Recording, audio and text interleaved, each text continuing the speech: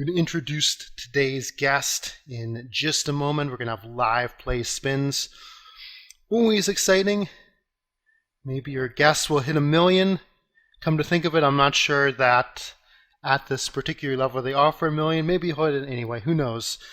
But on the show today, we have a poker strategy member and a talented low-stakes spin and go player. Please welcome Tatian Erdu. Hi guys. Welcome, thanks for coming on, and I'm going to move right now to tables if you want to load up the first game. Okay.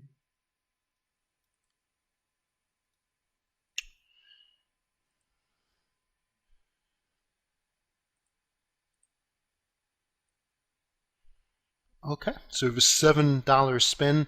Can people see the spin okay? Can they hear both of us? So let us know and we'll make sure that everything is working good. So you have come on the show before, but remind us a little bit. How long have you been playing spins? Why do you play spins? Tell us a little bit about yourself. I'm playing spins since July, something like that. I'm continuing to play spins because are very profitable. And even if now I'm on a downswing, I'm having about 60 or 70 buy-ins, something like that. But it's variance. Yeah, definitely.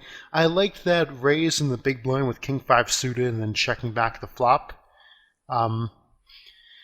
In opening 6-5 suited here, it is about the worst hand you would open?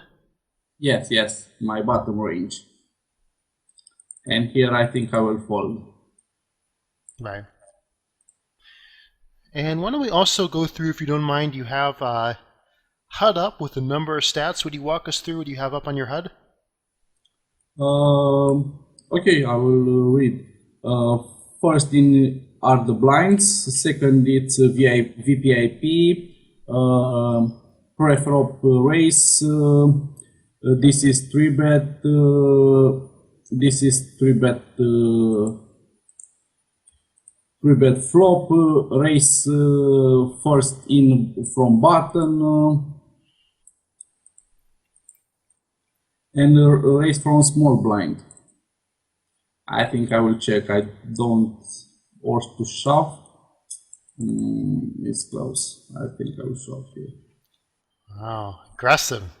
Nice hand. Very good. Yes, and these are C-bet, fold to C-bet, C-bet turn. First are C-bet flop, fold to C-bet flop. C-bet turn, fold to C-bet turn, fold to steal, and big blind versus small blind open fold when he's flop folding. So one question that I often ask people, and I'll put you on the hot seat, I'll ask you this question, is do you actually use all of those stats when you're playing? Not all. See, that's great. I love that because that's a very honest answer. One that I was going to guess that you probably would not use as often would be 3-bet flop. That's a stat that seems like, because stacks are shorter, you don't play a lot, with the same people. That would be a stat that would not come into play very often. This one, that one I look, but this one, the last one, fold versus small blind open, I will not look so often. Okay. The nice thing though with spins is that if you're tiling 9-man tables, space is at a real premium. You don't have a lot of extra space. Whereas in spins, it's not as big a deal if you have stats that you don't use quite as often. Yes. We don't have. Some days I have a lot of that with players, but in some days all players are new. Yeah. Yeah, I guess how spins work. Um, it looked like the big blind in this hand had check fold to any on, Yes, yes, I observed that. so it kind of weakens his range there. Um, why do you open limp the 10 for off? Why not just fold that or put in a min raise? I was opting between min raise and to flat, and both I think are very okay. Is that something that you've noticed at low stake spins that people don't play well? Heads up that you think that you can profitably play pretty much every hand on the button? I play a lot from button, but not every hand. Jack 8. I like your line there. I think you played that hand perfect.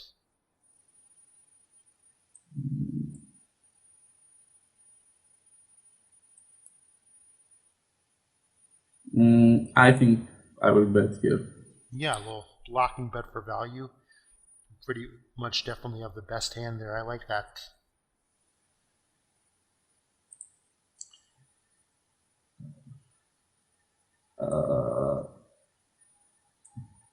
I can shove and also min raise. If I was deep, I will check raise here, but I don't know. I probably fold here. Yeah, I agree with you. I think it's kind of weird to raise to 110 and then fold for 220. This I will shove it. Good shove. Maybe we'll get our suck out this time.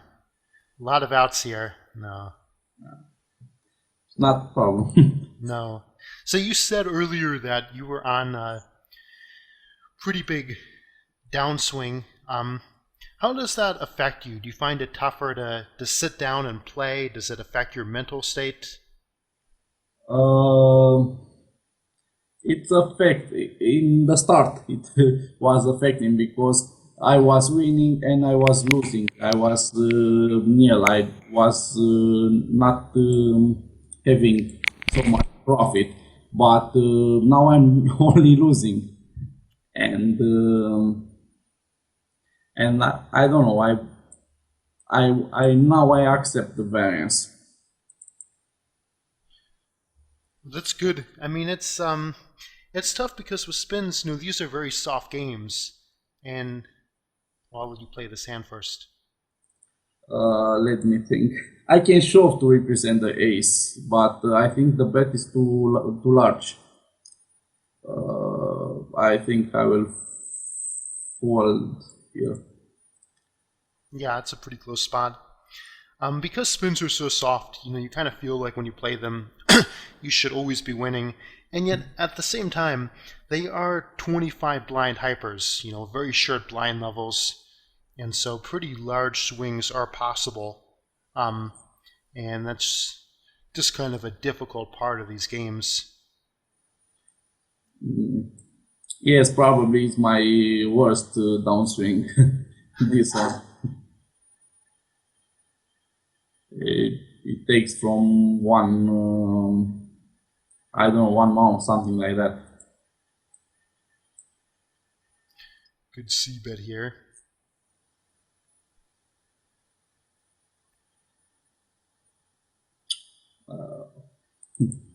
Okay, I think I will fold here. It's a very weird line that he's taking.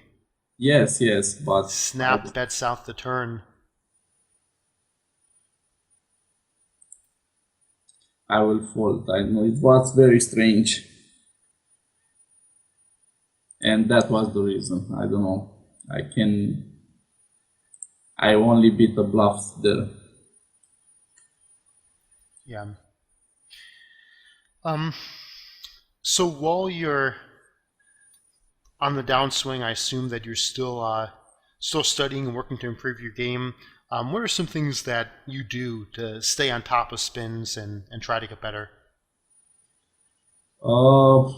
I'm reading a lot from poker strategy.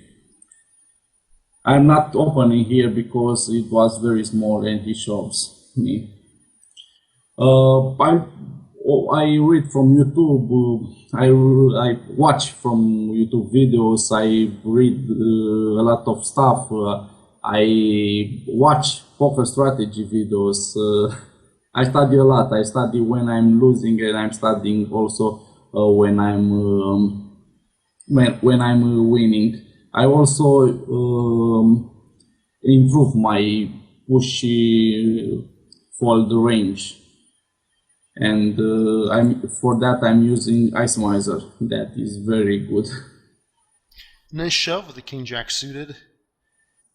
Yeah. His raise call, I guess, is okay. Based on the effective stack from his perspective, we would kind of expect that he would just shove pre-flop. The raise call is okay. I know you've told me in the past that you work a lot with ICMizer. Why do you like using ICMizer? What are some of the benefits of using that as a tool to study? Uh, it helps me a lot. I'm taking the push fold on a higher limit. I'm playing probably as a good regular from higher stakes. Not this um, Nash, because and he will helps me a lot. Yeah, and that's one of the things with the effective stack usually being short. A big part of decisions are going to be shove fold in some way. They're open shoving, calling, 3-bet shoving. So that is definitely going to be a big part of it. And it's an easier part to learn, arguably, than deeper stacked concepts, but huge amount of equity is won or lost there. I like your line here, going very aggressively after value. I assume the river shove is for value. Yes, I was expecting him to have a weak nine, something like that. If he has a 10 there, he only. Oh, let me think. I think I can call here because I have also the back door. I will call. Wow, you're a beast. These guys can't push you around. In that spot, um, I think what's basically going on is you very likely have at least 10 outs, right? You have 6 outs to the overpair, you have Yes. 4 outs for the gut shot, so Yes. you're 40%, which isn't Does quite good enough, but then some of the time he'll have a hand like Queen Jack, so you'll have him dominated. So I think on balance, it's pretty close. I don't know if I would have called there, but it's got to be very close. Yes, if I don't have the backdoor flash draw, I will not call there. Yeah, backdoor flush draw adding about 4% to your equity. Yes, I definitely. think you're right. I don't know if I would have made the call, but I think we probably do have the equity we need there. What do other people in the chat think? Do you guys like that call with King Queen? Do you think it was spewy? Tell us what you think. Um, Oh, nice. Think the I'm, double up.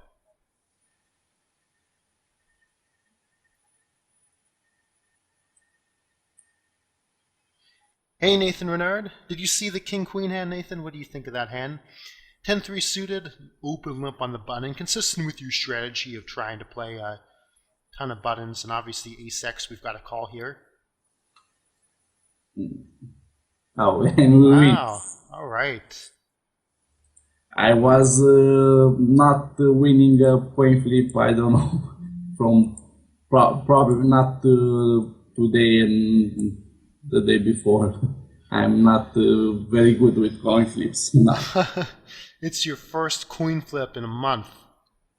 Not like that, but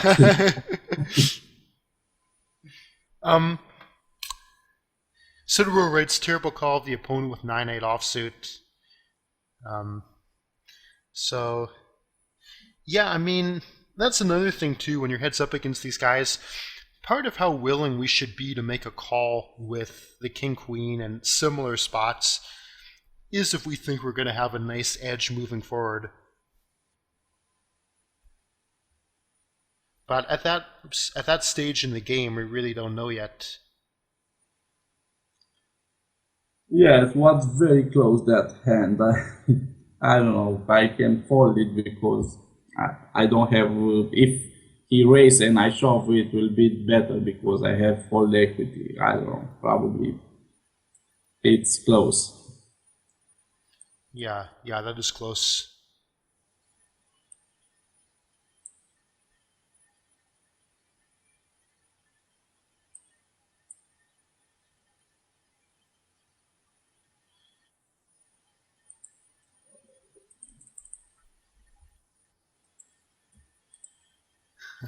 This is great. I love that line. So you call the turn, hoping to either hit the gut shot or to take advantage of having position on a guy who looks weak um, on the river. Is that pretty much sum it up? Yes, yes. So that's great. His riverbed looks super weak, and you put in a large bluff raise. And I definitely think that, because you sized that pretty big, I think once you bet the power was 120 and you made it 145, that those larger bets do give you more fold equity. So I think the sizing there is very solid. Yeah, they're very weak players, and they are when they are making these small bets. 90% of time, it's weakness. Right, right.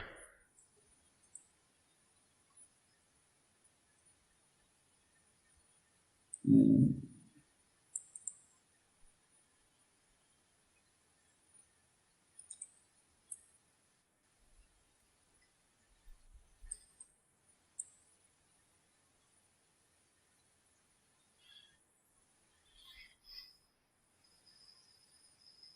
And here's another one of these small bets.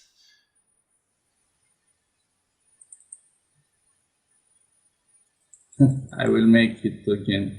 You're gonna spew it off this hand. Yes. Oh, and he shows me. Wow. Oh, it was the worst hand, the worst card here. He probably had some kind of hand like 9-7. Something like that. Something like that. That I was trying to fold him. Yeah. All right, here we go. Double coming up. I don't know. No. Okay. Um, what are some common things you see playing these games? Like, for example, do the regs you see have any kind of common leaks or things that they don't do well? Uh, I don't know. I see a lot of um, weak regulars here in $7, and they have a lot of problem even with these small things. But I see also tricky regulars. They shove me, they link trap me a lot. These regulars, but I note them, and and I wow. This is a weird hand, I've got to say. This is a really weird hand. Yes, it is very strange. I know. But good fold. I can't imagine your best here, yeah. Definitely dodged a bullet there. I don't know what's very very strange. I don't anything, nothing. And as I am saying, I was getting a lot of good and bad regulars. Um, So the they, bad regulars, what usually makes them bad at these stakes? Are they playing too tight? Are they not aggressive enough? uh, I they're they're also aggressive. I don't know. They do a lot of bluffs when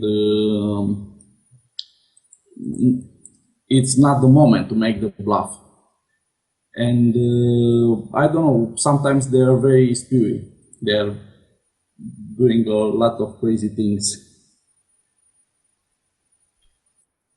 Yeah, that surprises me. I thought you were going to say like they were two tag, but it sounds like maybe they're more. Some of They them are kind of like recreational players who play a lot if they're bluffing a lot and being much too spewy.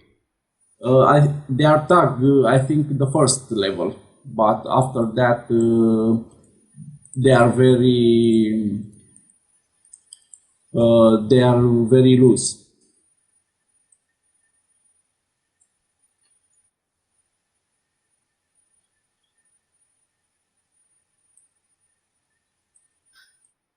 This is an interesting line you're taking. I think. How would you play this out here? Oh wow! Wow. I was not expecting. Why the flop check? Do you ever read that this guy's like over aggressive and he's going to bet his entire range if you check it him? No, I think I wanted to make the pot smaller to um, pot for pot control. That was Okay. the reason. Even if the flop was very drawy. I have a second pair, but with low kicker. If anyone, by the way, has any questions on any of these hands or for our guests, definitely feel free to put those in. Interesting limp there with ace jack. We hit our suck out. Yes.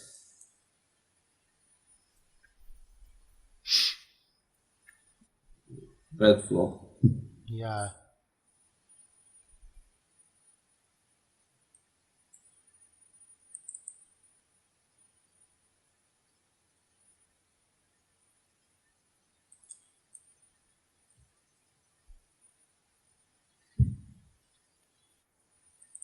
So was there anything that stands out about this player's stats? Does he have any stat that you find to be unusual or different than other opponents?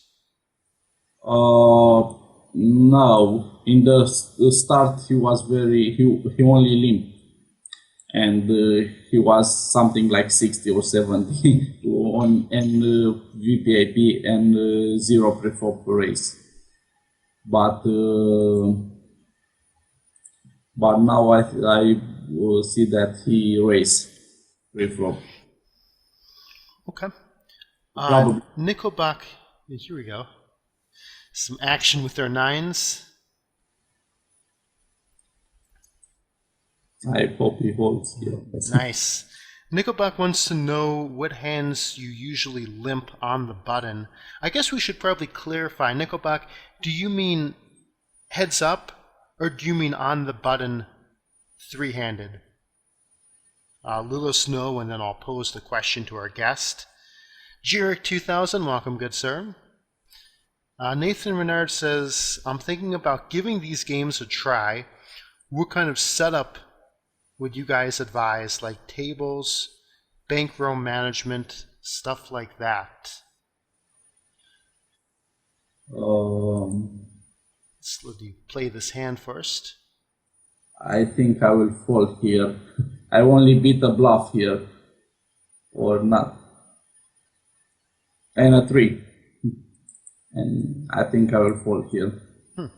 Yeah, that's a close one. I think I would have probably put in the call there, but it's a close spot. Nathan, for spins, if you haven't played them before, would start off by one tabling. You can definitely build up to more than that. There are people who play a lot of tables at once, but at the start, one table, and then maybe down the road, your 2 table, get up to 4 tables, and quite possibly not go much above 4 tables, which is a decent number for spins. And bankroll management is a good question. What do you think, Tatiana Erdu, if someone is playing spins, how many buy-ins should they have in their bankroll? Depends on stakes. I think on I don't know, here on this 200 or more, but on $3 you can have 150, something like that. More you go in stakes, you will find a lot of regulars. The $1 was very okay, but I don't know. Here I find a lot of regulars, and you have to face up a downswing like that.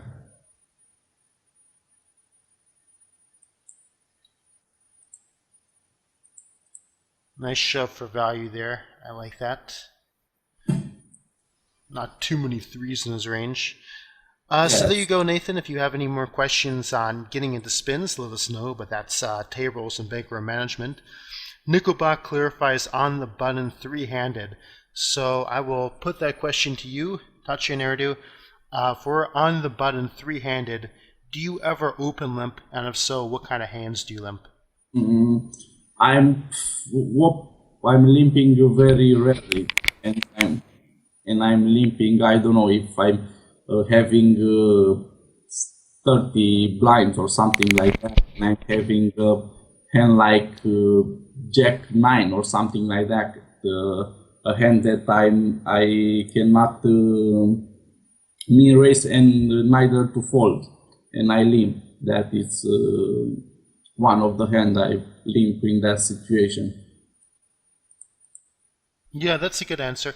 I agree with you. I might occasionally throw in an open limp on the button for the lulls, but for the most part, the small blind to me, or the button heads up, is more the time to have a limping range, and on the button three-handed, I would very rarely limp. A lot of that comes down to style. There are definitely regs who would disagree with that approach and open limp more often, but nice win there. But that's I agree with that answer. So far, no, I got myself a free week. We'll see how it goes. Probably start on the 1 to feel the swings. That's a good way to do it. What is the biggest prize at sevens? That I win, or Well, first that you can possibly hit. I think the 6. I don't know if I understand the question right. Let me see here. I'll pull this up. So for the sevens, you can win up to 70,000. 70,000. I'm guessing you have not won 70,000 yet. No, my highest multiplier was 10x 70, and I was not wanting. I was having three multipliers, and none of them. So you grind these games, and the highest multiplier you've hit at sevens is a 70. That's a pretty serious form of bad luck there, I would say. Yes, I think the one I hit a lot of 25, and I was once hitting 200. But here I'm okay, I'm folding. I'm not understanding what he's doing here. I will fold. It's a close spot. Yes. Sometimes they have second pair and they show 5. I don't know. It's very strange here. Yeah. Surim rates 70,000. That's right. Thank you for putting that in. Sidoro says I think he had a flush draw. I guess referring to that last hand, which is definitely possible. So when he has a flush draw, it's usually going to be about a flip because they'll usually have at least one overt or a second pair. So we're about flipping against a flush draw. Yes. It's like a flip. I often do these things. Shove with a flush draw and 1 over, or maybe 2 overs.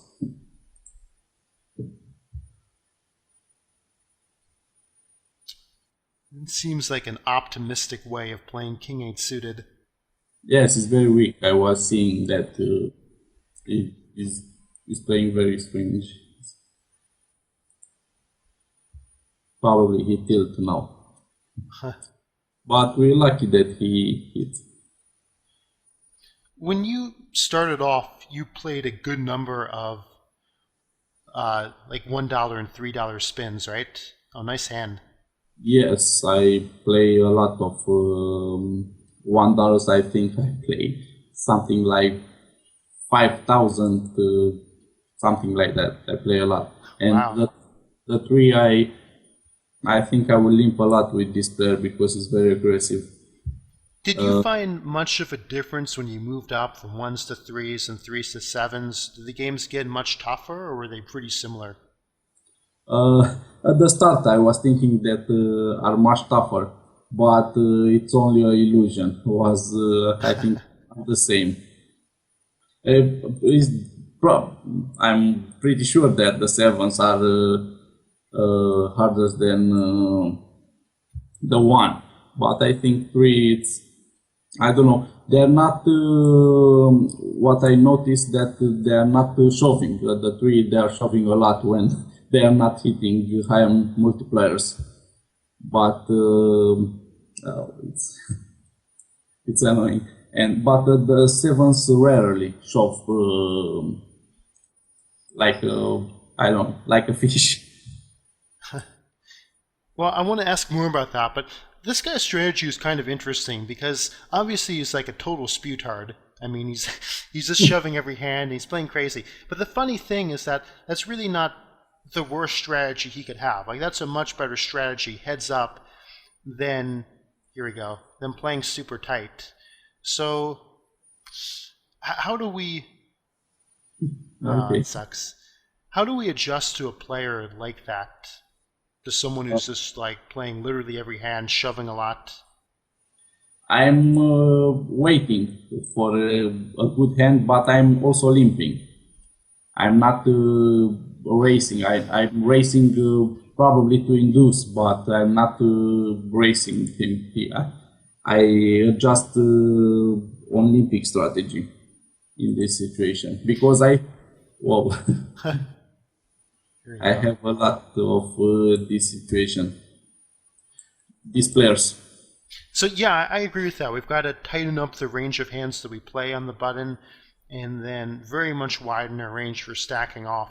So for example, there's no way even 20 blinds, so the guy's shoving every hand, that we could fold a low offsuit ace.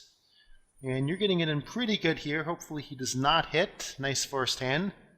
Yes, it was very strong for him his race, and because the board was very drawy, and I was thinking, and also here I will shove because the race is very strong. What do you think? Yeah. So if he min raises, then we would 3-bet to 100 and call it off.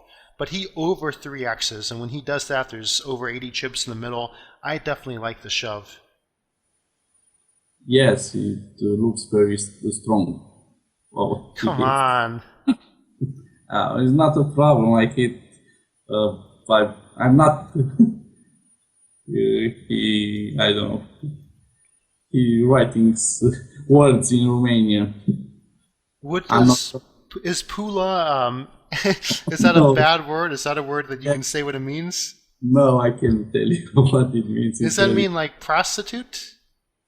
No, it mean it means I don't know. It's from men, the men thing. Okay.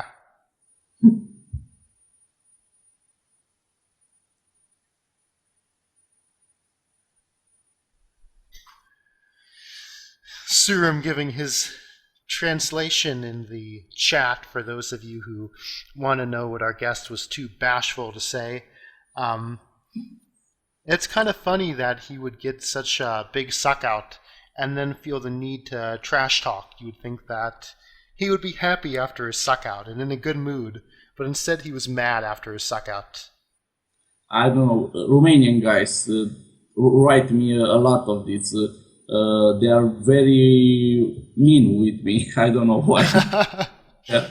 Because look, He's calling you a fish. That's very yeah, original. yeah. They probably tried to tilt me, something like that. Oh, here we go. Maybe he'll try to tilt you with a 3-bet. No, of course not. had a real hand. Is that common in Romania? Do you think that it's that there are a lot of people who are very competitive, or why do you think that's more common among Romanian players? Uh, I know some players are very good, but the players that I'm facing with are bad players. I don't know. His bet is very strange. It's less than half, and the board is very drawy. I will make a bet here, and I hit Okay. the square. Not the worst card in the deck. Yes. Here I think I will shove. Yeah, yeah, I agree with that. You got to shove that. He calls me with 7. That, Wow. Okay, but he can't make the comeback. We've got to run okay and not lose 20 straight all ins. I hope we don't hit that. I'm lucky tonight, but it's the The, first day. Say it, sorry. no, no. It's funny because in a sense it's kind of fun when you cripple your opponent and they have like 5 chips left and you're all in every hand. But then once you lose a couple of times after that's happened, even when they're all in for a 20th of a blind, you're like praying to win that first all in. Yes, I was winning a spin from 50 chips, something like that, 50 or 10 chips. I don't remember, and I win a lot of all-ins, all the all-ins. Yeah, yeah, that's pretty sweet when that happens. Do you ever chat back to Romanians or other players and smack talk, or do you not chat at all? Sometimes, very rarely, I don't know. When I'm tilting, I don't know. But also when other guys ask to me, I'm responding to them if they are very polite. Yeah, And yeah. I, but I don't know. I'm not looking at the chat so often. Yeah, Nathan Renard saying the same thing in chat. It's funny though, I know some people, like I've seen some people who are just, wow, look at this flop. That is beautiful. Wow. No. Oh. Take some people who are just like super friendly guys and always like incredibly nice, and then I'll rail them. Occasionally, like I'll rail people I stake, and if they're not super deep in it, I won't necessarily say anything to them like I'm railing you, and see them type in really nasty things into chat. And I think it's something about poker, particularly poker where you don't see your opponent at all, where nobody really likes anybody else, and some people who would never do anything like that in real life just go crazy in the chat in online poker. Yes, because in real time, I think they will be very scared to do some things. Um, Nico Bach and Nathan Renard both ask. Oh, well, I'll let you play this hand first. Interesting spot here. What do you think here? I think I will call. I don't know. I don't know what to tell you, man. That's a close spot.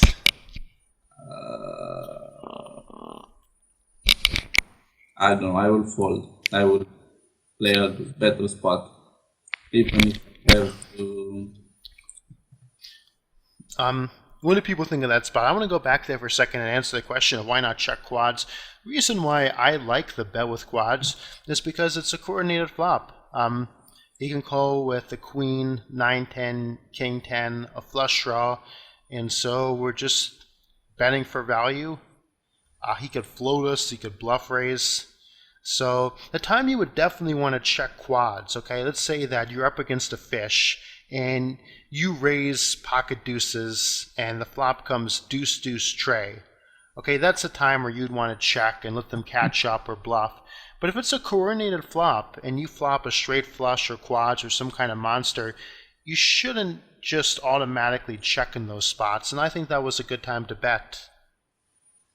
Yes, and I also make a small bet because Right, you bet 33 into 80, right?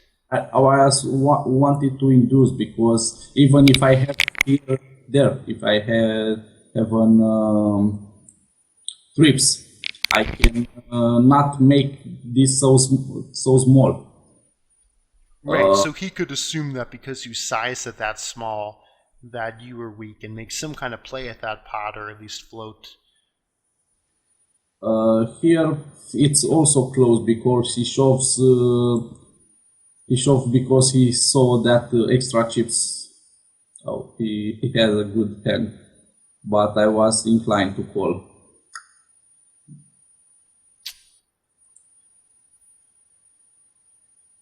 Yeah, it's pretty close with King 8 suited.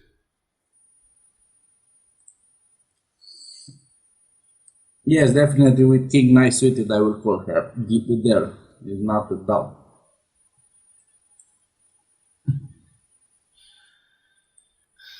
Suram, our guest, is Romanian. Probably you're looking for a more specific answer. So, what part of Romania do you live in? Now I'm living in Bucharest. I'm working in Bucharest, and but I'm not from Bucharest. I'm from the kilometers from here.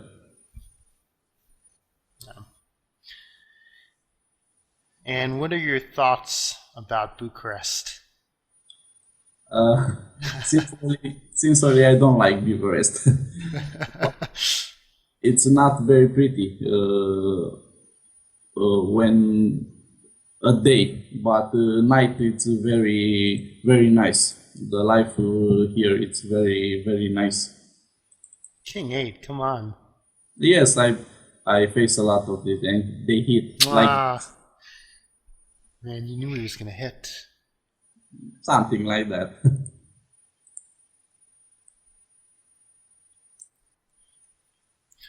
Gobak is inviting you to Sofia. I guess that's Sofia, Bulgaria? Yes, yes. Capital of Bulgaria.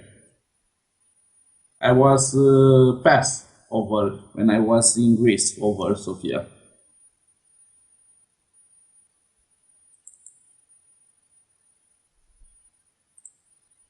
So you fold the 7-3 there, which I like. What are you calling down to? Like 7-5 off and 7 deuce suited? I'm calling there, I don't know, because I'm in position probably 7-4 suited and 7-5 off suited. Okay, good answer.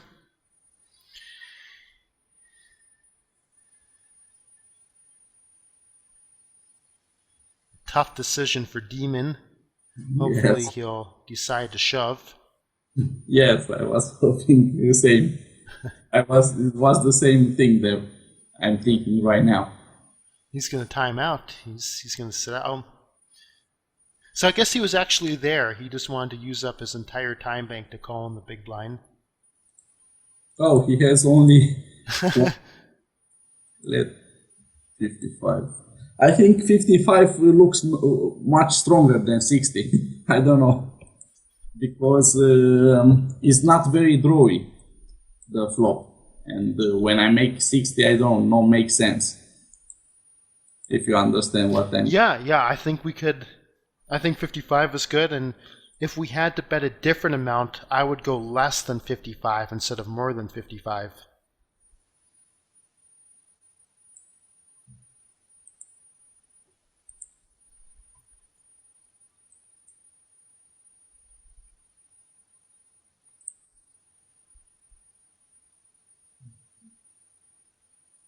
I'm opening here 10-8. Less than I'm not opening, and 10-8 off suited and 10-7 suited, something like that. And this Yeah, that is sounds good. Okay. I was just about to say you're going to be walked, obviously, this hand, but we actually get some action free. I assume that if you had a hand like even Ace King, you would have raised larger preflop. yes, definitely. Um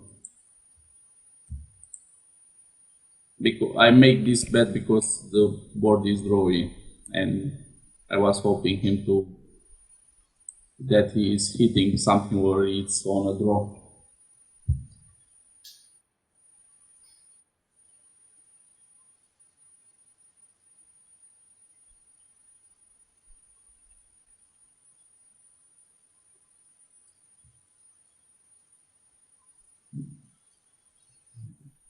Ten three. People don't like to fold a lot in low stake spins, do they? Yes, I face a lot of calling station, and I don't bluff. In the past, I bluffed them, but it's not a good idea. They don't fold anything. I don't know. Sometimes they call me with Jack High, something like that. Yeah. Yeah, I guess probably the main exception to that is in, small pots, like you limp stab a dry flop with nothing, but you're not triple barreling them and stuff like that to get them to fold.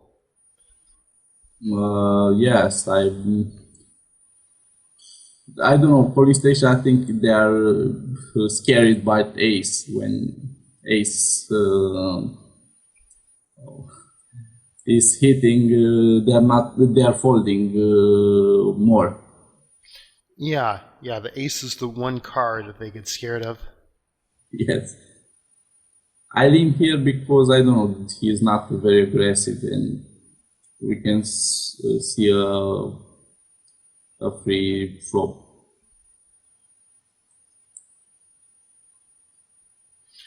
And if you limp on the button and your opponent checks pre-flop and then checks the flop, are you ever checking back on the flop, or are you betting 100% there? I'm betting. I'm c betting there, 100%. Okay. So one of the things that's interesting about a spot like that, where we limp the button, our opponent checks and then checks the flop, is that if they connect with the flop, they're less likely to go after a check raise because nobody has the betting lead. So it definitely looks weaker compared to if they call a pre-flop raise and then check the flop to us, where they might just be going after a check raise. Yes, I limp. I raise all, and I also raise limpid pots when I'm hitting something or the board is very good to make step there.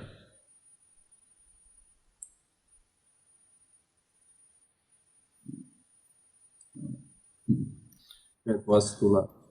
Yeah, I guess something smaller we might have stuck around, but when he pots it, not much else we can do. Here I often 3x, but it is a calling station, and I will play a large pot in out of position, and I think it's not very okay. Just like you said, scared of that ace.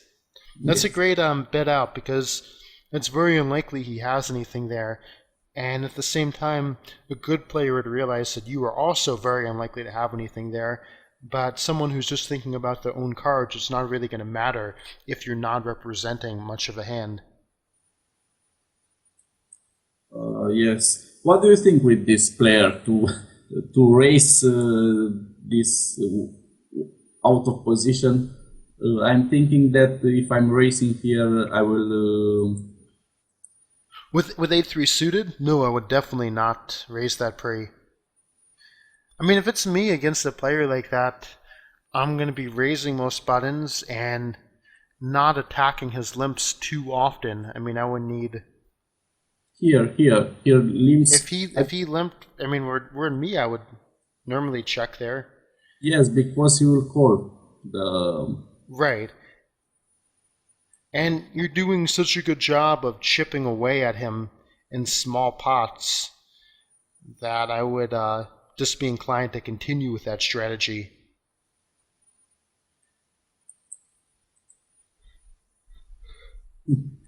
Wow, he flopped 2 pair. Yes.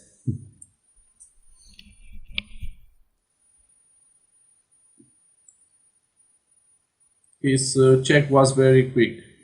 I was observed that. Yeah, it seems to me that if this guy isn't hitting something, then he's just folding. Yes, and that is the reason that I raise. Oh, I was thinking that I have here straight, but not. The fake straight. Yes.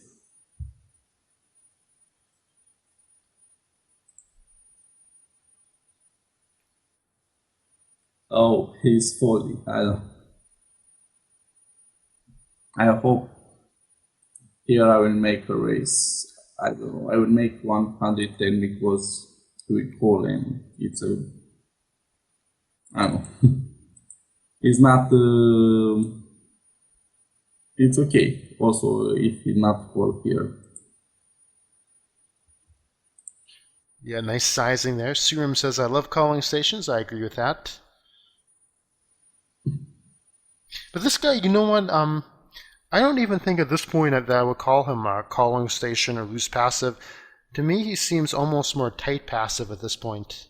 What do you think this hand? To fold it or do just flat? Because I can show he has a. I would normally flat here against this kind of guy, but whatever you think. Yes, I was thinking same. But yeah, I definitely agree not to take the Nash 3-bet shove. I think he's raising way too tight on the button. I'm not racing this because it's from the range and also jack. I would want the chip showdown. I say, as you can see. Yeah. Here I think we can shove, but I think it's more profitable to me in race. Yes, yeah, it is. Keep his range wider.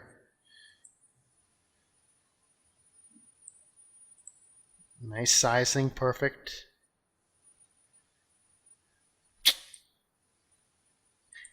Yeah, I think this guy is more, almost more tight passive than loose passive. Here I will shove. Yep.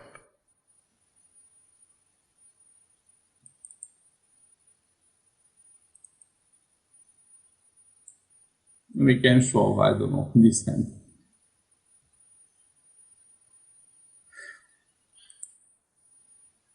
Nice, nice. Yeah, for me, even against really weak players, usually by the time I get down to like 8 blinds, I would pretty much just be playing shove fold. I think it could be more profitable to min raise at 8 blinds. It's close, but generally I'm shove folding there. Here I make a bet. Oh, I'm not hitting anything. I think I will not fold him. I don't know. I will make probably I can fold an 8 or a 9 or a flush there. He don't fold. I don't know if I was Pewy or I don't know. I was having so little chips and I was. No, I think that's good. I think that's But good. I hit.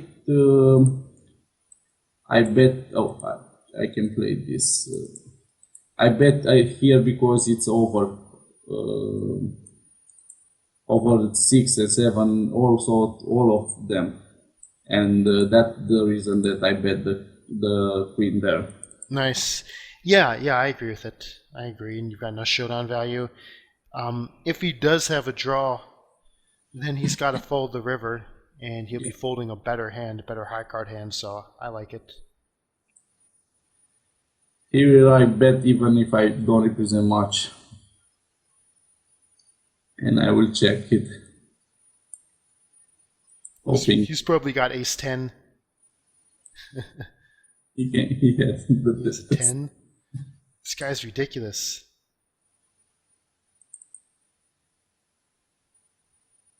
What do you think here if he limp to shove? Whatever you think. I would. I guess most commonly I would check there. I don't mind the shove it all. I think it's pretty close. I think I would check offsuit and definitely shove suited.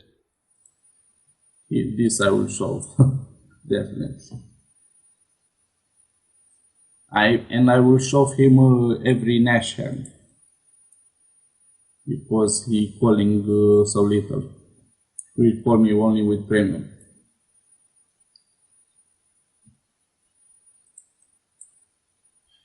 Yeah.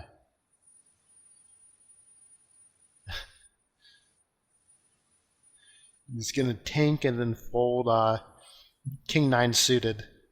Oh, Or so pocket eights or something. This is kind of scary. Oh my god. Wow. it's funny. Man, even at 5 blinds, when he raises, he just has it. Yes, I lose in the past. I lose 200 at $1 with jacks, and I was very sure that he has better from his play, but I can fold. I can't fold here. Oh, he is also. I think I will flat because it's very playable hand. It's very good. It flops well.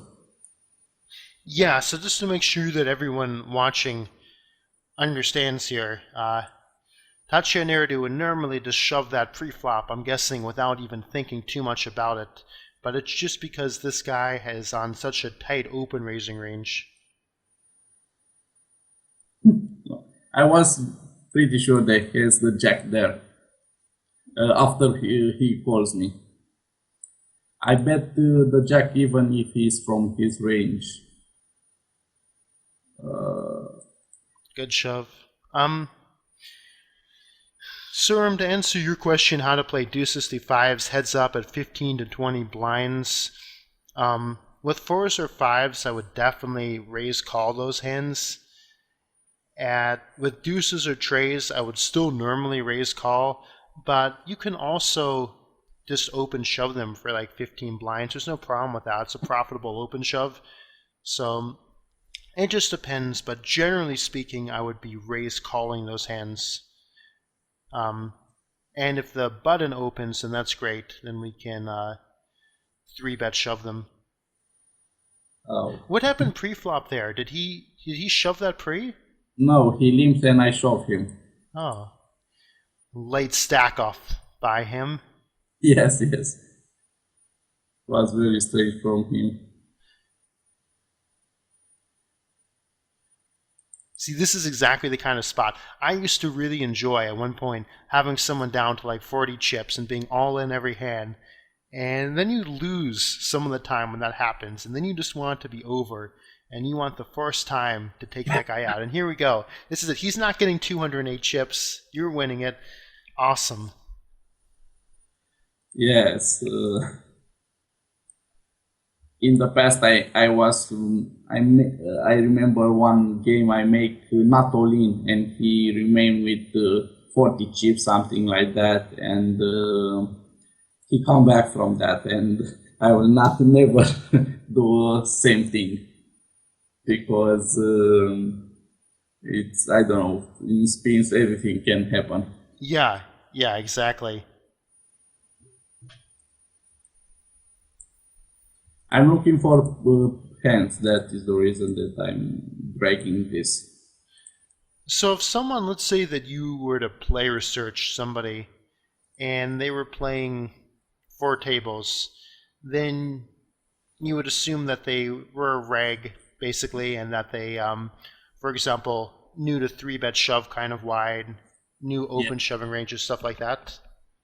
And also, if I saw that they min raise a lot, and after that they limp, I'm very suspicious. I don't know. Here he shoves. I think the last hand. No, but I don't know. I will wait for a better spot. But if they are suited, I will definitely call. Yeah, that's really close. I think I would call that the king jack off, but I think it's a very close spot. What do other people think? Would you guys have called king jack off or folded it? And here nine's a pretty clear stack off, and definitely not his best play to this 3-bet shove. He should be 3-betting small there. Yes. He also have position. Yeah, yeah.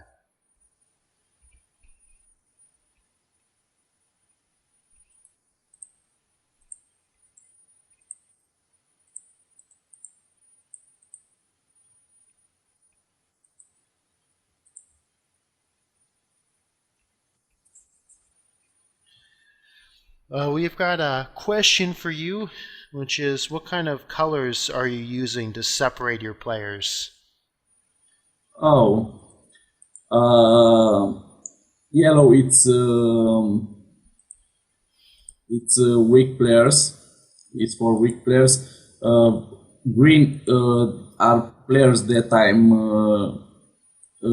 they are playing one table, and I'm not having any notes of them. And other are this blue. It's a player who plays 2-3 tables. This is a player who plays more than 4, at least 4 tables, and this one it's for regular who plays a lot of tables, about 8, and they are very good probably. And this is for aggressive players, the red. I know them as aggressive, and they help me a lot because with some players I'm getting at the table again in days. Yeah.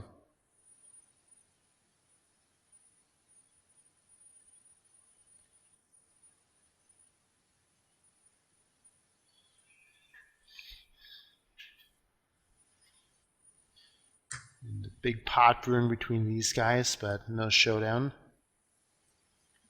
Yes. It's very strange. Only limp in all 5 hands. No, he play only 2 of them. It's a few hands. Nico Buck wants to know what formats did you play before spins? I was play SNG's 45 people $1.50, and SNG 90 people with $1, and I was winning. I'm not growing stakes. I was playing a few $350 with buying, but on sharp scope it's strange that I'm ace with the 5 stars there at Nice. that limit. And a cool turn card here. No problem. Nathan, we'll catch you next week. Thanks for tuning in. Interesting spot here. I guess we're just going to check this back. Yes. Wow. All right. It's very weak.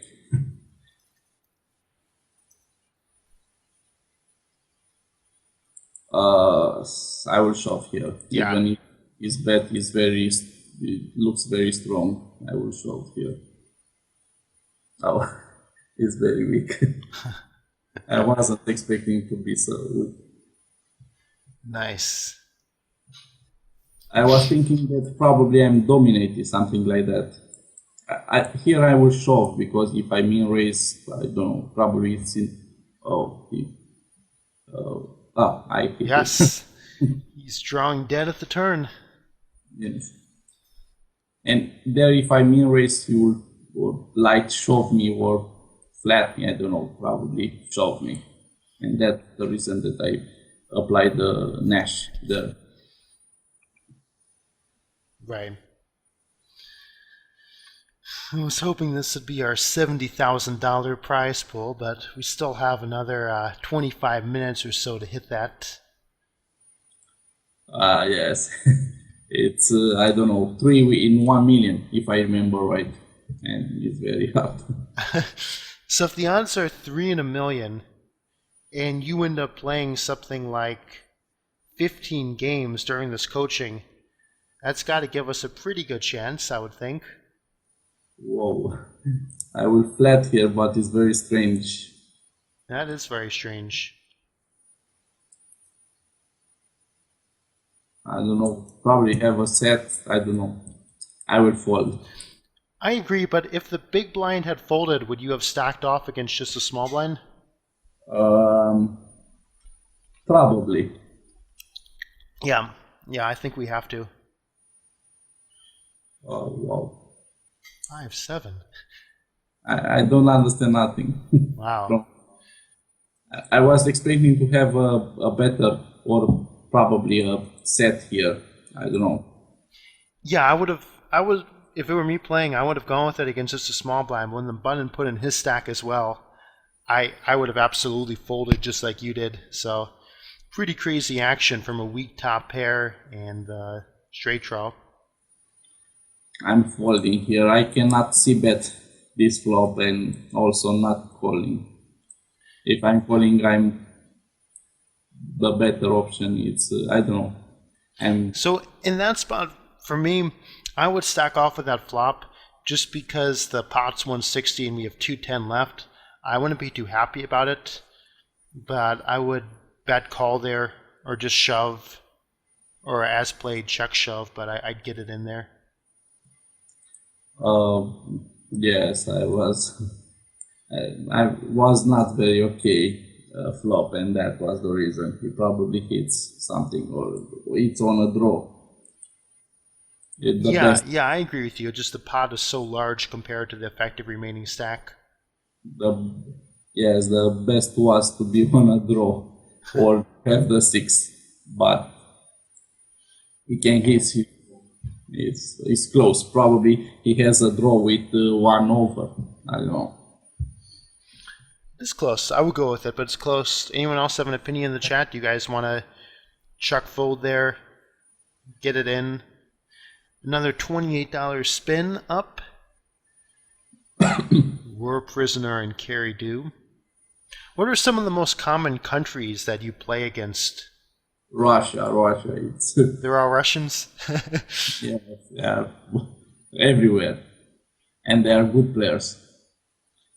I like the Greece players, but I'm not. And also Romanians, even they are not telling me good stuff in the chat. They are not. I don't know. They are not very. They are good players, some good players, but not all of them, like the Russians. There are some really loose, spewy Russians, too. To me, Russians are, well, I guess like a lot of countries, you have all types. You've got Russians who are just crazy and spewy. You've got Russians who are extremely talented regs. Um, just all kinds of players.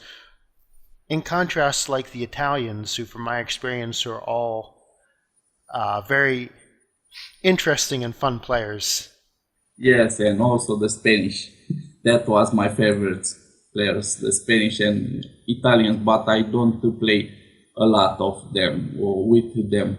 But I know they are very weak.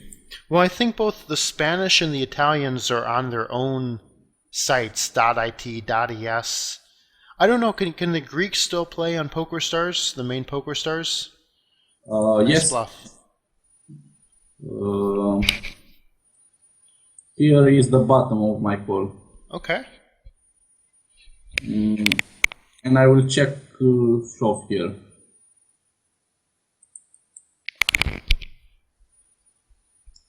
Nice line. Yes, the Greeks are still playing. Are my favorite now.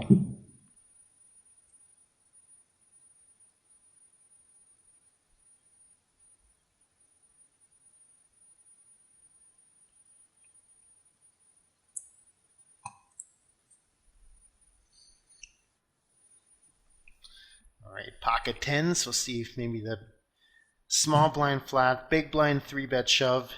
There we go. He was hearing you. Nice, nice. We're heads up now. Heads up for the $28.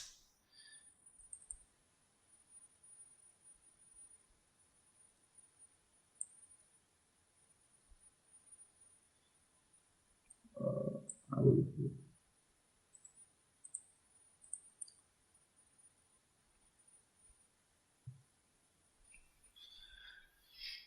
He's taking his sweet time. He has a small pre-flop 3-bet.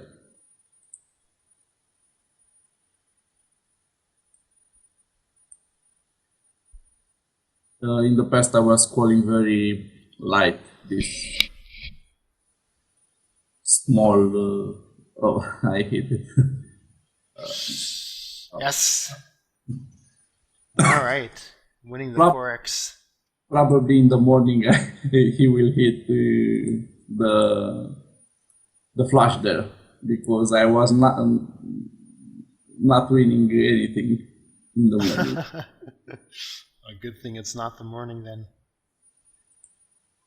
Yes.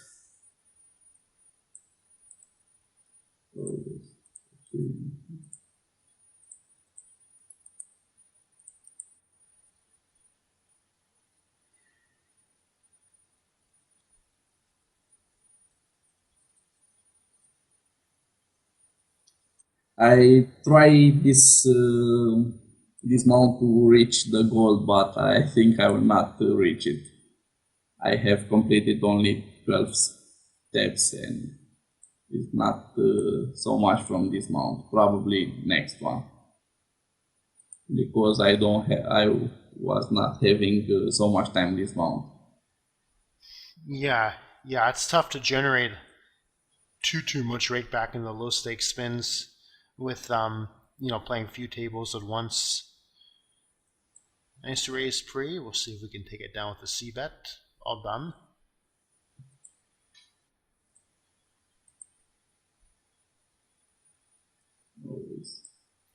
This queen.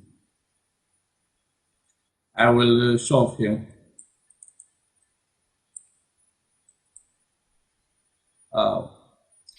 Yeah, that's an interesting spot. I definitely like 4-betting. I think the other option is to 4-bet to like 140 and see if he wants to 5-bet shove. It's kind of funny to talk about 4-betting to induce a 5-bet in games that start off, with 500 chips, but I think generally that's what I would do there. I only limp here because he's very aggressive. And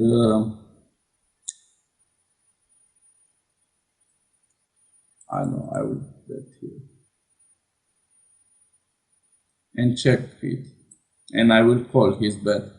Oh, not all in. Oh. I don't know. It's hard to call even if it's so aggressive.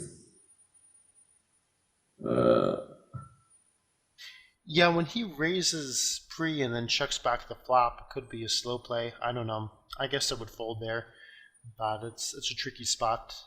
Yes, he is aggressive a lot, and he raises like you see. I think one hand he folded. All of them he raised or shove.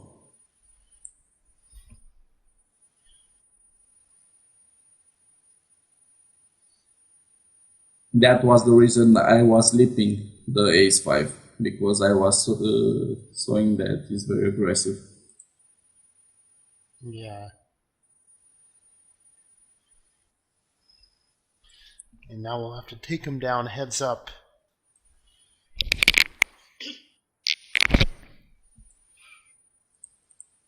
Oh, I saw that some hands he limps. He limps queen 10, and I don't know what. It's very strange. How does he fold there and we have queens? Come on. Yes, I don't know. I think he attacks my limbs, and I think I will min race more. Yeah, this is kind of similar to the guy we were playing earlier, where it seems like he might just be shoving a ton. I will fall because Ooh, really? Okay. okay, I will call it 9-8. Oh, I'm sorry. I don't mean to talk you into No, changing your mind, but this guy's been crazy. I don't think. I mean, we're in me. I would snap call second pair there. yes, I was thinking that he can have a draw and 2 overs and at least 1 over, something like that. That was the reason I was thinking because if there was a 7, it would definitely was a snap call from me either. Yeah, or he could even have absolutely nothing. But I don't know. I think that guy is pretty crazy. If we're not going to call there a second pair, then he's gonna run us over. Yeah. That's my thought at least.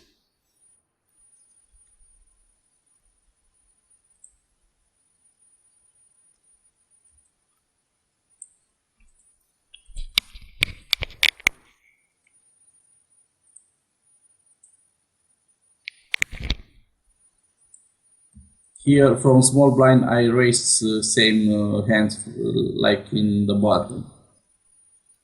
Yeah. For me, are both are the same. And Jack six suited is about the worst hand you would open here. Yes, yes. Yeah, that looks good to me.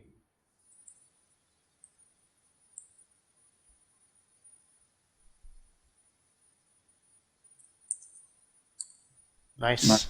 Yes. It's I don't know. I don't see that much because if I get Jack 10 or Jack 9, Jack 8, something like that, probably one of these players have something. But on this kind of flops, I see that. Yeah, pretty good flop for it.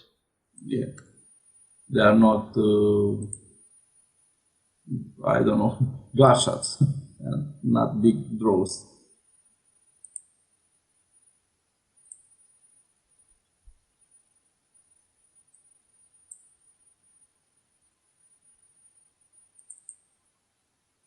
Okay.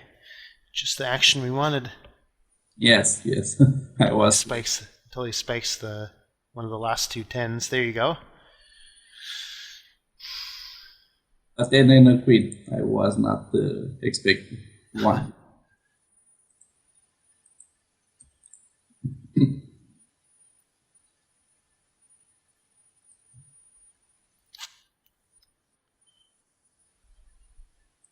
Okay. Good flop. No, Good 100%. turn. I At get least at least you haven't been running too bad in the $28 ones this session. yes tonight. I'm running good, and I think this is a regular. If I remember, I don't know. Probably from 3. I remember him. Yeah. Or I play a lot also on mobile. Look, I remember he has 11 hands. I play a lot of mobile when I'm home, when I'm traveling, and I don't have those statistics, but I remember some players. Yeah, that's good.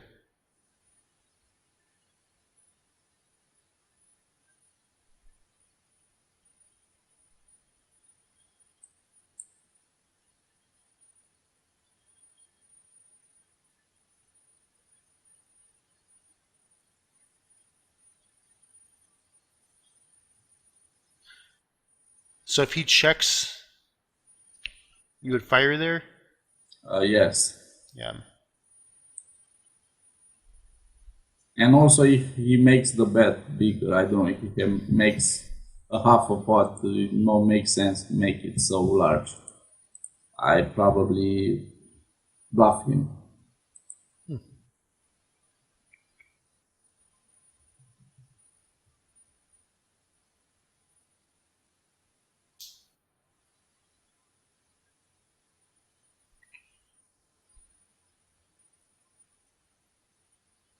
Oh, nice.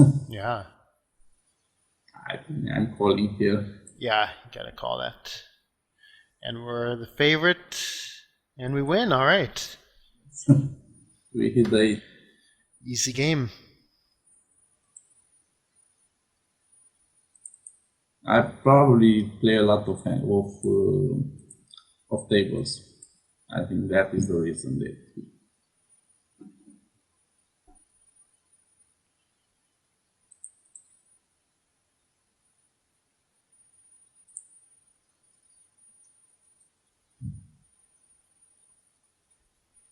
Here I would call it.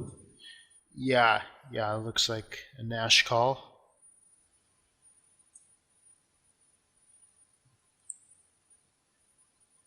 It's too bad, Oh. but nice flop.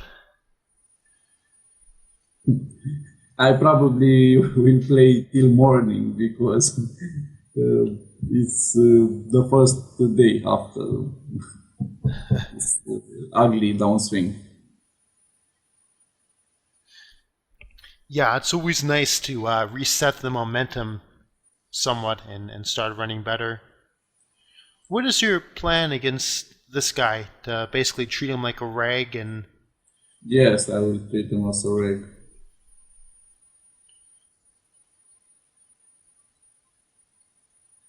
Nice.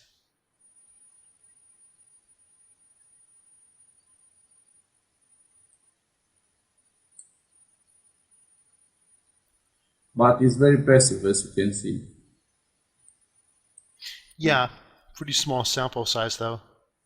Yes, in spins, 22 hands are very good. But now, as you can see, it's playing very aggressive. I hope you don't shove here. If he did shove, would you call him? I don't know. I don't think I would. It's close, probably. I think we would have to call. I mean, we're getting decent odds. I would pretty quickly call with any suited Broadway hand if he shoved there. Nice. Okay, I will shove here. Yes. I like it. If he raised a lot and he won at one moment, he limped, I will not shove him. Does seem like he's playing pretty passively.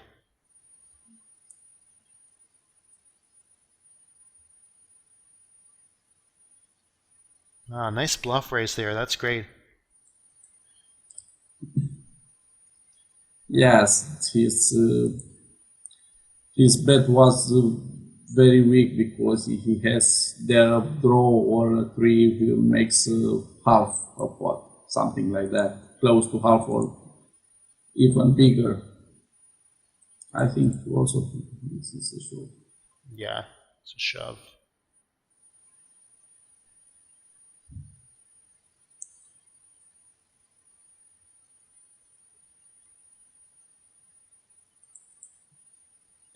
Even I was expecting a call there. This guy seems more like a recreational player than a reg. If he is a reg, he's a pretty weak-looking player, it seems. Yes, I don't know. I was knowing him as a regular. If he raise folds here, that's going to be the best. Wow, loose call, pocket nines. It happens.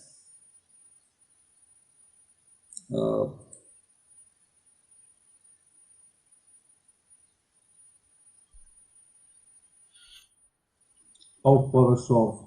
It's probably, I don't know, probably it's better to limp here. I don't know, because,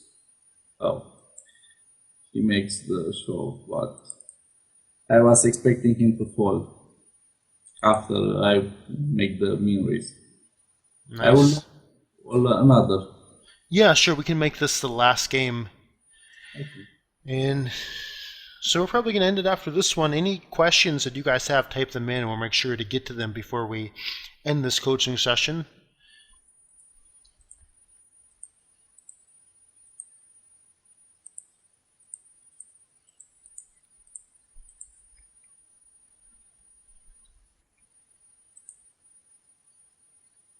How often when you do those player searches, do you find someone playing like a lot of stuff, MTTs or a lot of spins or a bunch of things? I think more than 33%. More than 1/3 of the time when you player search somebody, they're playing a lot of things? Yes, depends. Now I'm not searching, but in some days I find only players who are playing a lot of tables, and I don't know. I consider them like here. I can check it back also. That's interesting because I was kind of wondering. It seemed like so far when you're player searching people, everyone was either had block stats or they were one tabling the spin that they're in against us. So I was wondering how common that was. I don't know. Oh, I will check. I think with king eight off, so we start the hand off 20 blinds deep. That if he min raises weak and flat, when he 3x's, I'd mainly be 3-bet shoving or folding. Here I'm shoving.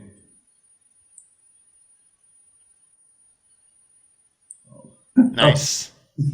We hit our flush. Sweet.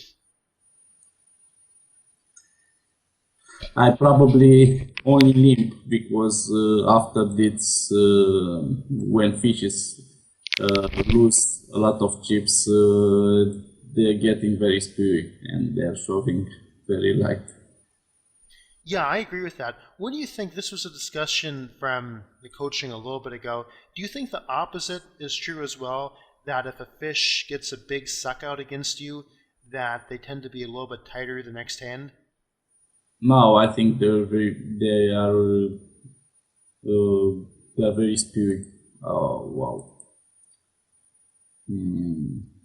I think here he only represents a straight. I don't know if he has queen, or probably he flopped 2 pairs. I don't know. I will. Yeah, I agree with your fold. So the recreational players, if they lose a lot of chips, they get spewy. And if they win a lot of chips, they get spewy. So it seems like there's kind of a theme.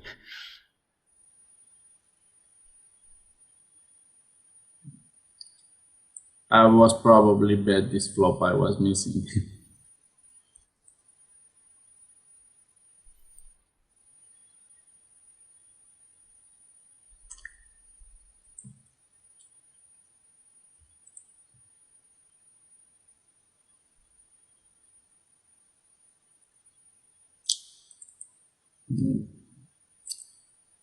It's very strange. I think I will call here. Yeah, I definitely. There's no way we. I mean, we also have a couple of backdoor draws. I don't think there's any way we can raise there and then fold.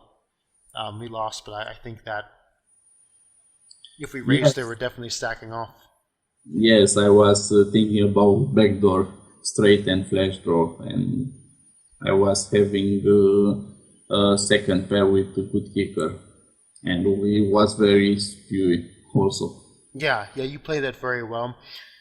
Serm, to answer your question, there's really nothing you can do. If you get 1,450 chips, then you're probably going to be all in literally every hand for at least a few hands. So at that point, pretty much just shove every hand and hope they don't win constantly. That's pretty much the only thing you can do there. So I guess we're going to end it in a moment. Any last words for the viewers?